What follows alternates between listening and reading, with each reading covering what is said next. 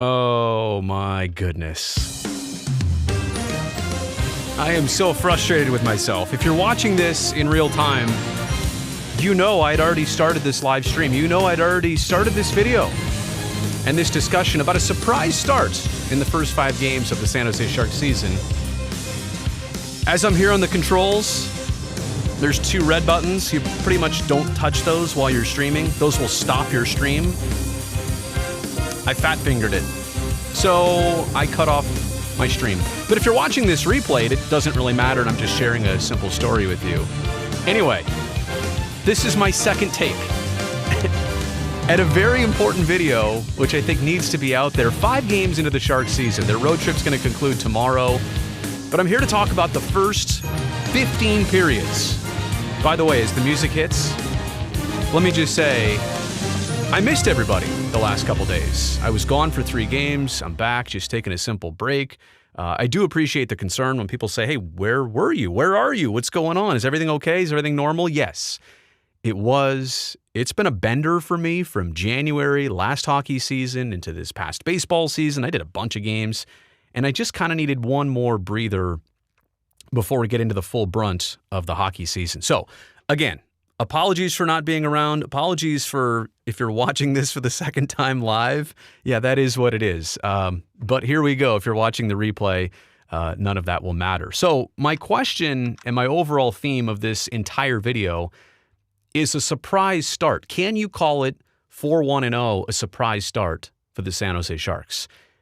In a lot of ways, I think you can, based on where they've been in the last couple seasons, but also respectfully looking at their roster, looking at their capabilities, looking at where they should be at, teams they should be beating. And I understand we'll talk about, strength of opponent between teams like Toronto, Montreal, how they've started, Ottawa, what Boston's doing, what Winnipeg's doing. But the point here is that overall, I think to a certain extent, it has been a surprise start. Maybe not fully, maybe not like the Florida Panthers at 5-0, but then again, is that necessarily a complete surprise?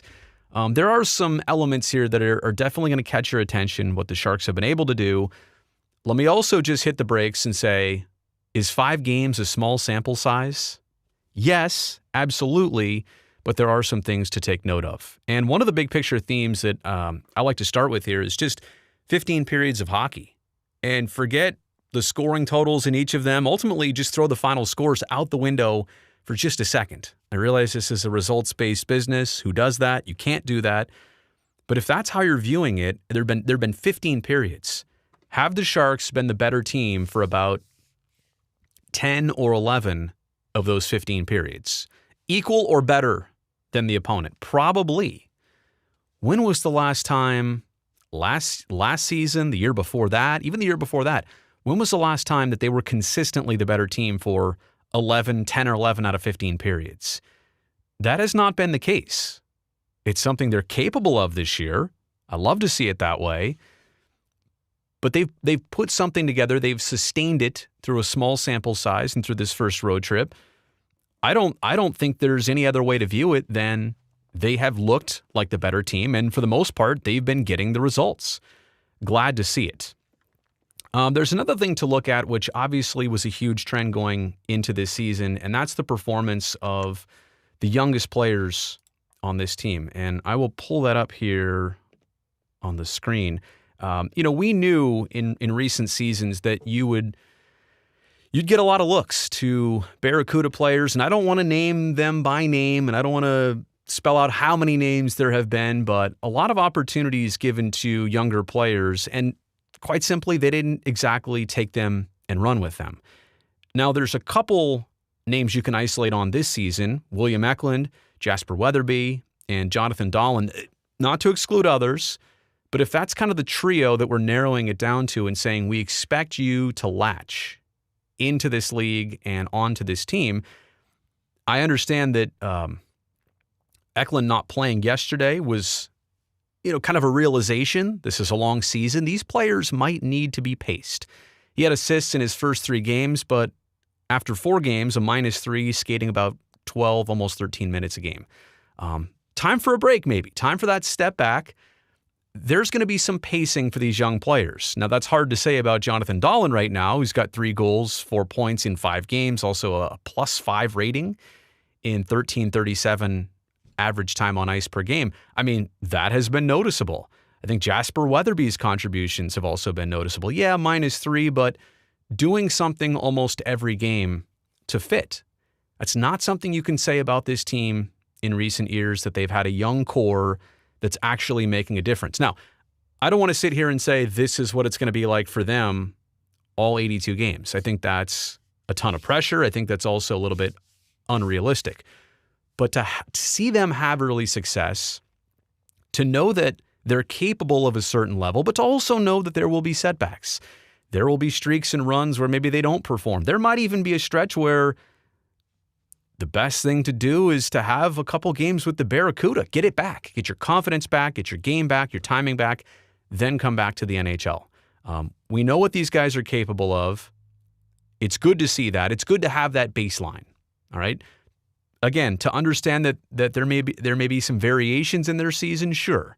But it's nice to know that at least that's where they're starting. So many ads, by the way, when you pull up websites. I can't even look at this on the screen without seeing a half-page ad. Okay, let me go back to my notes here that I'm working on. So, yeah, 15 periods. Sharks have pretty much been the better team, a majority of them. That's noticeable. The youngest Sharks contributing, that's noticeable.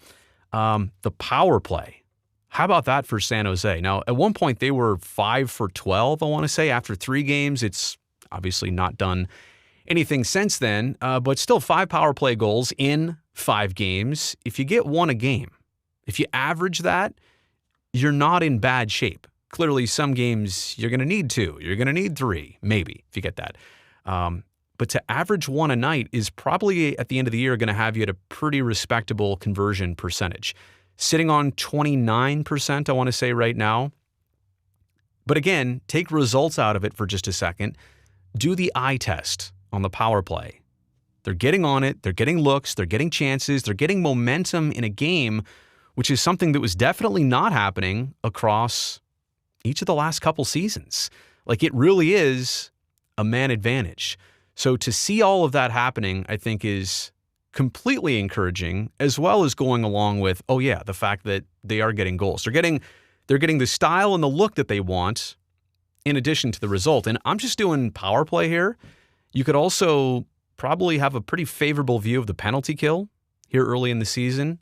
Maybe I'll save that for next time. But through 5 games, the power play has looked a lot different, has looked a lot better. How about this team pushing back?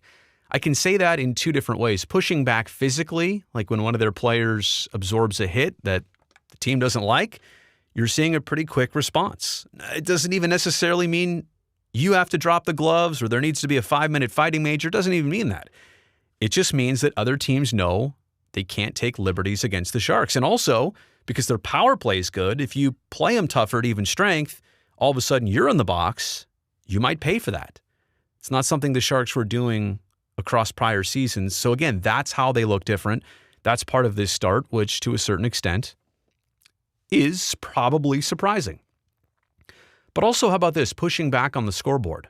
Opening night, down 0-2, scoring 4 unanswered goals, winning that game 4-3. Even yesterday, being down 4-1, final 20 minutes, instead of packing up the tent and going home, Sharks get 2. They make it a game late. I know they lost. I know moral victories don't necessarily count, but you love to see that fight and that pushback that they've had. That's not something that, again, we've seen a lot of from the Sharks in prior seasons, in the last couple. How about individually? A couple players I want to mention here. Erik Karlsson, a point per game player so far, actually 6 points in his first 5 games, 2 goals, and a +3 rating. And I realize a lot of that has come on the power play, but this is what people were hoping for from Erik Karlsson. As we talk about a surprise start for the team, maybe not a surprise for Karlsson, but the turnaround to a season. This is what the start of it looks like. I'm pretty happy to see it. I know a lot of other people are. He's healthy. It's a full season. Came in with a proper training camp. Not that anybody was hoping to make excuses, but there were things out there that you could look to. Clearly, he looks a lot more right, just like the team does collectively, looks a lot more right. How about the captaincy of Logan Couture? Ever since he took over, it's been this adversity, that adversity, team stuff, individual stuff. When he said the other day that I'm having fun, look at the smile on his face, and I think he said something to the effect of, I haven't had this much fun in a long time. Probably since the playoffs of 2019. And to that point, I'm glad to see this be the first kind of turning point, positive moment for number 39's captaincy. I think all of us who've watched him in the league since 2009, you've known what he's capable of. You've known that at some point he could be a great captain for this team, but so many things, one after another, seem to present themselves to him and this group, and some things may be in his control, some things well out of his control, but the bottom line is I'm happy to see the turnaround happen while he's wearing the C on his sweater. I think there's something to that. I'm also happy to see his individual success as part of this early season. The goalie tandem, and I understand yesterday Adin Hill had his first clunker with the Sharks, but to have James Reimer as the backup come right in, keep the Bruins off the scoreboard the rest of the way, that's what this tandem is built on. You don't have a number one that is your only chance. You literally have two number one opportunities. Depends on who you're going to ride that night. And I certainly understand Adin Hill, less than 50 starts in his career. That's the projection. That's the front runner. That's the one you want to click. But man, is it a luxury to pull James Reimer out of your pocket and say, hey, you're doing this half of the back-to-back, or we need you in this game to try and, shut the opponent down, get a change of pace in this game, whatever it's got to be. It's like that parachute ripcord. I said that about Reimer when he was with the Sharks in 2016 down the stretch. Martin Jones was spectacular, but just to know that if anything happened to Jonesy back then, you had a pretty good plan 1A or 1B maybe in James Reimer to come in those games and help you out. I think the goalie tandem has been excellent. A fresh look is what this team needed, clearly in retrospect. It's great to just have two brand new goalies, not have anything carry over. Hopefully, the defense makes the goalie look good. The goalie makes the defense look good. They're both scratching each other's backs. Two more things to end on here in this video. I didn't want to go tremendously long. Who are the Sharks playing? I know that's a criticism of naysayers about this first 5 games and the start they've had. Yeah, you look at where Montreal's at, Ottawa's at, Toronto's at in the standings, where Boston's at, where Winnipeg's at. You're talking about, middle of the division or bottom of the division teams so far. But I mean, did Montreal go to the Stanley Cup final last year? Are they a little bit different? Sure. But the Sharks, to their respect, I mean, they're playing road games. They're on an early, body clock trip. Had to play an early one yesterday. I know they've been out east for, a little while, but this is not necessarily an easy task for the Sharks either. Going back to the strength of opponents, let me just say this. These are the kind of teams and games the Sharks would lose each of the last couple of years. Games that on paper you should be in, right? Games you should win. Sharks didn't do that for a lot of the last little while of these last 2+ years. So looking at the overall big picture, has it been surprising? Yes. Do I also understand that I may look at these first 5 games a lot differently once we get 25 games into the season? Maybe. Sure. But every season has its own recipe, has its own DNA. And as we get farther in, if you're seeing a lot of these things continue, then you've got all the right makings, you've got all the right ingredients for, a nice main course. I think there's a lot of positives happening here for this team right now. It's not the ultimate platform they're on to go out and win games, like I said, on the road trip. And, there's obviously the whole Evander Kane situation, which is still looming. It's not necessarily on the front burner for these guys. There's a lot more to figure out for this team. It's probably the best way to put it. But judging them on the ice through the first 15 periods, I think you got to be pretty encouraged. All right, I'm going to leave the video right there, actually, because in my personal life, I got some things I need to go take care of. So as I let you go, can I just say, if you're not already subscribing to the channel, please do so. I make a ton of sharks videos. I hope you like them. I hope you like the content. Yeah, I'm all over those other platforms, but YouTube is where I'm putting a lot of effort into right now. So thank you so much for watching. Should I play us out? That's only fair. In the first video I did, the first live stream that cut out, I was even having issues playing music. Like, I couldn't even do this. I can't believe I was a good 5 minutes into that first live stream on this very same topic, and I hit the stop streaming button, and there's no way to go turn it right back on again. Once it's done, it's done. So, still regretting that. 20 minutes later, still regretting that. Surprise start.